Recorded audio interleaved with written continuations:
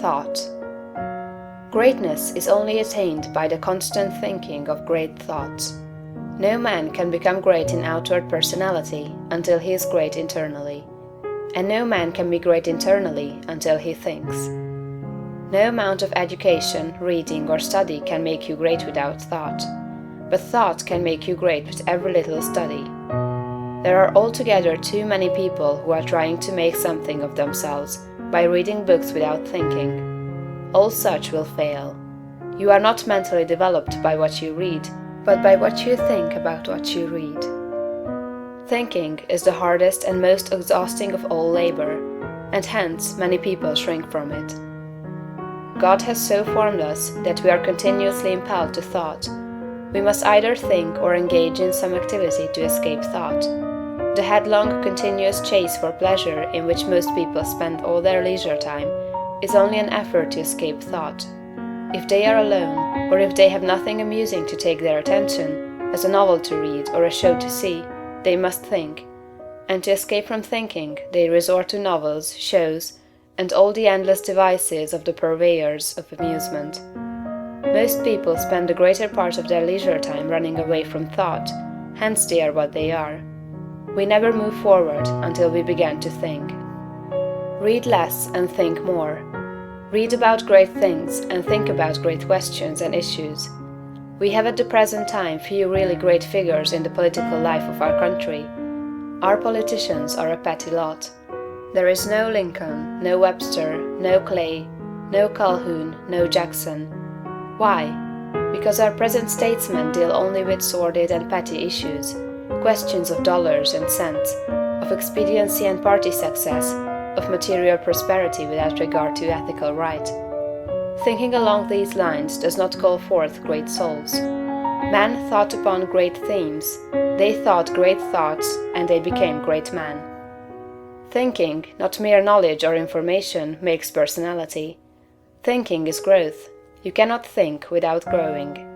Every thought engenders another thought. Write one idea, and others will follow until you have written a page. Your first thoughts may be crude, but as you go on thinking, you will use more and more of yourself. You will quicken new brain cells into activity, and you will develop new faculties. Heredity, environment, circumstances, all things must give way before you if you practice sustained and continuous thought. But on the other hand, if you neglect to think for yourself and only use other people's thought, you will never know what you are capable of, and you will end by being incapable of anything. There can be no real greatness without original thought. All that a man does outwardly is the expression and completion of his inward thinking. No action is possible without thought, and no great action is possible until a great thought has preceded it. Action is the second form of thought, and personality is the materialization of thought. Environment is the result of thought. Things group themselves or arrange themselves around you according to your thought. There is, as Emerson says, some central idea or conception of yourself by which all the facts of your life are arranged and classified.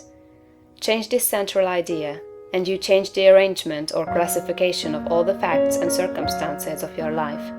You are what you are because you think as you do.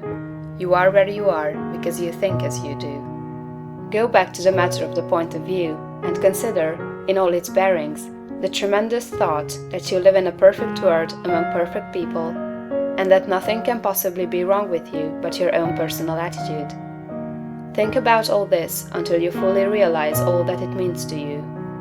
Consider that this is God's world, and that it is the best of all possible worlds, that He has brought it thus far toward completion by the processes of organic, social, and industrial evolution, and that it is going on to greater completeness and harmony. Consider that there is one great, perfect, intelligent principle of life and power, causing all the changing phenomena of the cosmos. Think about all this until you see that it is true, and until you comprehend how you should live and act as a citizen of such a perfect whole. Next, think of the wonderful truth that this great intelligence is in you. It is your own intelligence. It is an inner light impelling you toward the right thing and the best thing, the greatest act and the highest happiness. It is a principle of power in you, giving you all the ability and genius there is.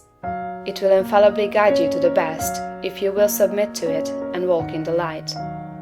Consider what is meant by your consecration of yourself when you say, "I will obey my soul." Then think of your identification with this great Supreme, that all its knowledge is yours, and all its wisdom is yours for the asking. You are a god if you think like a god.